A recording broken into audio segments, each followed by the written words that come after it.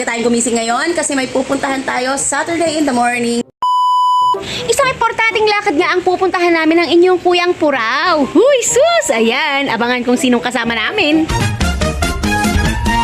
Samahan natin si Chinita Iya at si Shanghai Boy kasi i-acknowledge natin yung kanyang binyag.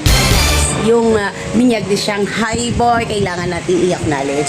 Kaya arata tayo, guys! Actually, guys, ipaprank talaga sana natin si Shanghai Boy at Chinita, kaya lang kinabahan ako, baka nervyusin sila. Eh, wag na lang.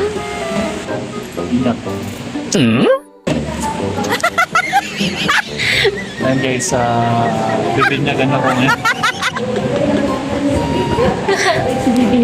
Bibinyagan siya ngayon.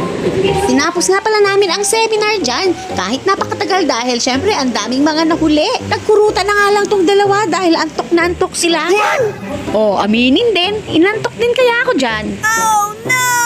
Pagkatapos na nga lang dyan ay tinawag na kami. Uy, buti na lang kami ang inuna. Nagpicture pa nga pala sila. Pagkatapos nga ay nakikipagkwentuhan si Shanghai Boy dyan. Hindi ko alam kung nakikipagbulatawan o ano. Pagkatapos nga ay nakikipagkwentuhan si Shanghai Boy dyan. Aminin, binulatan mo na naman si ate. Bless na ngayon. Bless na. Bless na lang.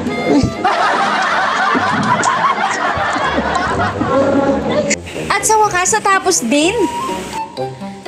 Finally, tapos na. Tapos na. Tapos na. Ay, pagkatapos nga ay nagaya si Robby at si Rhea para mag-lunch. Guys, dito na kami sa Jollibee. Nililibre si Rhea at si Robby. Pa-Jollibee sila.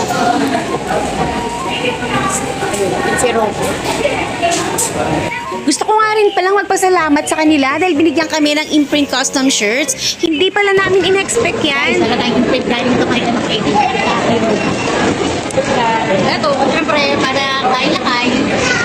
Thank you so much.